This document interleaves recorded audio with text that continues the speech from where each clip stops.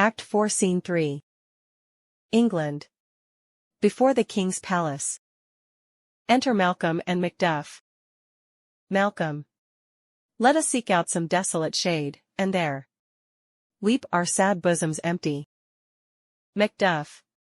Let us rather hold fast the mortal sword, and like good men bestride our downfall and birthdom, each new morn. New widows howl, new orphans cry, new sorrows strike heaven on the face, that it resounds as if it felt with Scotland and yelled out like syllable of dolor. Malcolm. What I believe I'll wail, what no believe, and what I can redress, as I shall find the time to friend, I will. What you have spoke, it may be so perchance. This tyrant, whose sole name blisters our tongues, was once thought honest, you have loved him well. He hath not touched you yet. I am young, but something you may deserve of him through me, and wisdom to offer up a weak poor innocent lamb to appease an angry God. Macduff. I am not treacherous. Malcolm. But Macbeth is. A good and virtuous nature may recoil in an imperial charge. But I shall crave your pardon, that which you or my thoughts cannot transpose. Angels are bright still, though the brightest fell, though all things foul would wear the brows of grace, yet grace must still look so. Macduff. I have lost my hopes. Malcolm. Perchance even there where I did find my doubts. Why in that rawness left you wife and child, those precious motives, those strong knots of love, without leave-taking? I pray you, let not my jealousies be your dishonours, but mine own safeties. You may be rightly just, whatever I shall think. Macduff. Bleed, bleed, poor country. Great tyranny. Lay thou thy basest shore, for goodness dare not check thee, where thou thy wrongs, the title is afeard. Fare thee well, Lord. I would not be the villain that thou think'st. For the whole space that's in the tyrant's grasp, and the rich East to boot. Malcolm. Be not offended. I speak not as an absolute fear of you. I think our country sinks beneath the yoke, it weeps, it bleeds, and each new day a gash is added to her wounds, I think withal. There would be hands uplifted in my right, and here from gracious England have I offer of goodly thousands, but, for all this, when I shall tread upon the tyrant's head, or wear it on my sword, yet my poor country shall have more vices than it had before, more suffer and more sundry ways than ever, by him that shall succeed. Macduff. What should he be? Malcolm. It is myself I mean, in whom I know all the particulars of vice so grafted, that, when they shall be opened, black Macbeth will seem as pure as snow, and the poor state esteem him as a lamb, being compared with my confineless harms. Macduff. Not in the legions of horrid hell can come a devil more damned in evils, to top Macbeth. Malcolm. I grant him bloody, luxurious, avaricious, false, deceitful, sudden, malicious, smacking of every sin that has a name, but there's no bottom, none, in my voluptuousness. Your wives, your daughters, your matrons, and your maids, could not fill up the cistern of my lust and my desire. All continent impediments would o'erbear that did oppose my will. Better Macbeth than such an one to reign. Macduff. Boundless intemperance in nature is a tyranny, it hath been the untimely emptying of the happy throne and fall of many kings. But fear not yet.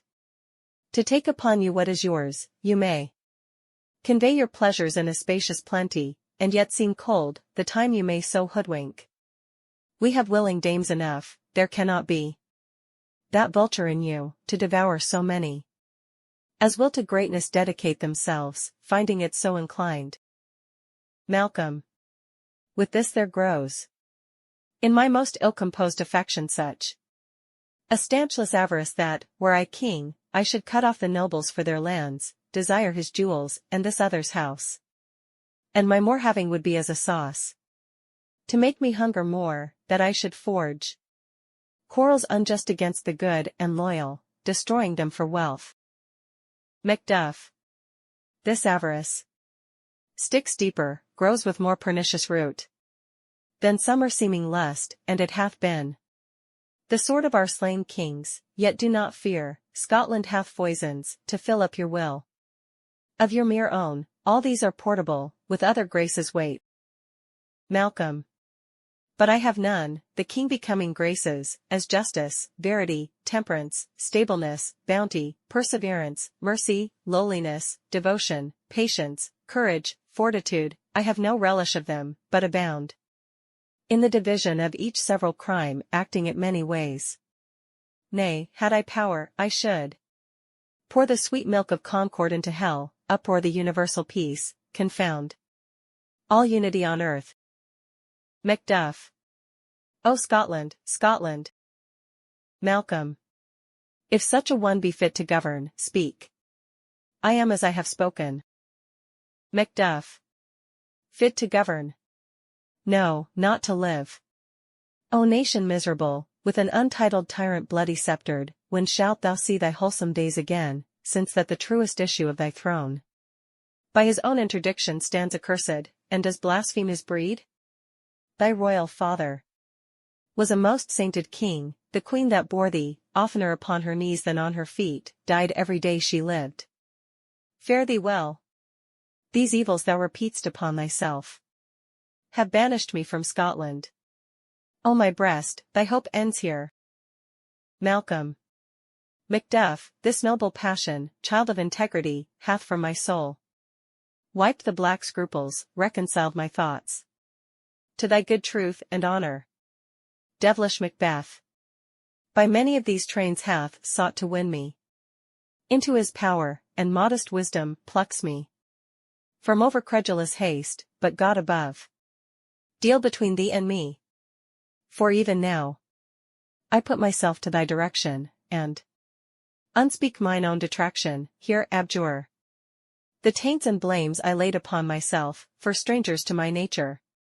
I am yet unknown to woman, never was forsworn, scarcely have coveted what was mine own, at no time broke my faith, would not betray the devil to his fellow and delight no less in truth than life. My first false speaking was this upon myself: what I am truly, is thine and my poor country's to command.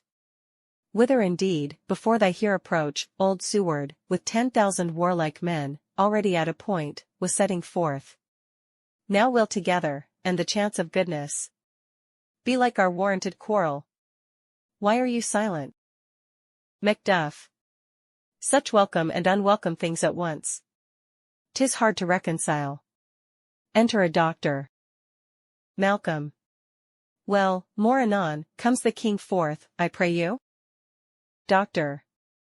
Aye, sir, there are a crew of wretched souls that stay his cure, their malady convinces the great essay of art, but at his touch such sanctity hath heaven given his hand, they presently amend.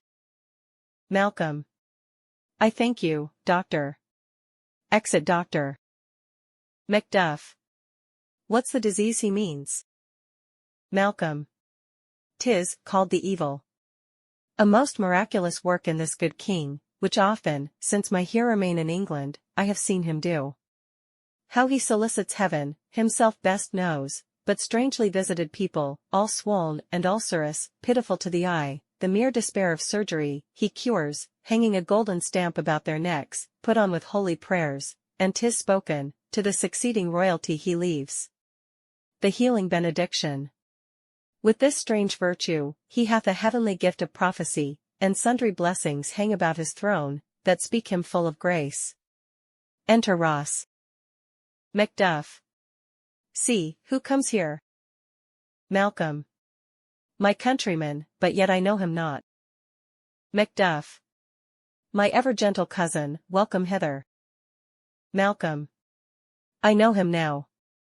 Good God, betimes remove the means that makes us strangers. Ross. Sir, amen. Macduff. Stand Scotland where it did? Ross. Alas, poor country. Almost afraid to know itself.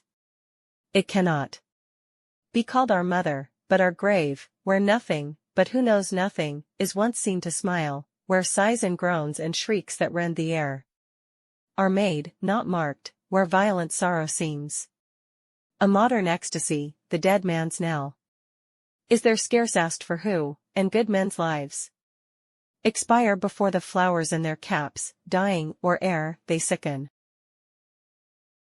Macduff. Oh, relation. Too nice, and yet too true. Malcolm. What's the newest grief? Ross. That of an hour's age doth hiss, the speaker. Each minute teems a new one. Macduff. How does my wife? Ross. Why, well. Macduff. And all my children? Ross. Well too. Macduff. The tyrant has not battered at their peace? Ross. No, they were well at peace when I did leave 'em. Macduff. But not a niggard of your speech, how goes? Ross. When I came hither to transport the tidings, which I have heavily borne, there ran a rumour of many worthy fellows that were out, which was to my belief witnessed the rather, for that I saw the tyrant's power afoot. Now is the time of help, your eye in Scotland would create soldiers, make our women fight, to doff their dire distresses. Malcolm. Beat their comfort. We are coming thither, gracious England hath lent us good Seward and 10,000 men, an older and a better soldier none that Christendom gives out. Ross. Would I could answer this comfort with the like. But I have words that would be held out in the desert air, where hearing should not latch them. Macduff. What concern they? The general cause? Or is it a fee grief due to some single breast? Ross. No, mind that's honest. But in it shares some woe, though the main part pertains to you alone. Macduff. If it be mine, keep it not from me, quickly let me have it. Ross. Let not your ears despise my tongue for ever, which shall possess them with the heaviest sound that ever yet they heard. Macduff. I guess at it. Ross. Your castle is surprised, your wife and babes savagely slaughtered, to relate the manner, were, on the quarry of these murdered deer, to add the death of you. Malcolm. Merciful heaven! What, man? Ne'er pull your hat upon your brows, give sorrow words, the grief that does not speak whispers the o'erfraught heart and bids it break. Macduff. My children too? Ross. Wife, children, servants, all that could be found. Macduff. And I must be from thence. My wife killed too? Ross. I have said. Malcolm. Be comforted. Let's make us medicines of our great revenge, to cure this deadly grief. Macduff. He has no children. All my pretty ones? Did you say all? Oh hellkite. All? What, all my pretty chickens, and their dam? At one fell swoop? Malcolm. Dispute it like a man. Macduff. I shall do so, but I must also feel it as a man. I cannot but remember such things were, that were most precious to me. Did heaven look on, and would not take their part? Sinful Macduff, they were all struck for thee. Not that I am, not for their own demerits, but for mine, fell slaughter on their souls. Heaven rest them now. Malcolm. Be this the whetstone of your sword, let grief convert to anger, blunt not the heart, enrage it. Macduff. Oh, I could play the woman with mine eyes, and braggart with my tongue. But, gentle heavens, cut short all intermission, front to front. Bring thou this fiend of Scotland and myself, within my sword's length, set him, if he scape, heaven forgive him too. Malcolm. This tune goes manly. Come, go we to the king, our power is ready, our lack is nothing but our leave, Macbeth is ripe for shaking, and the powers above put on their instruments. Receive what cheer you may. The night is long that never finds the day. Exeunt.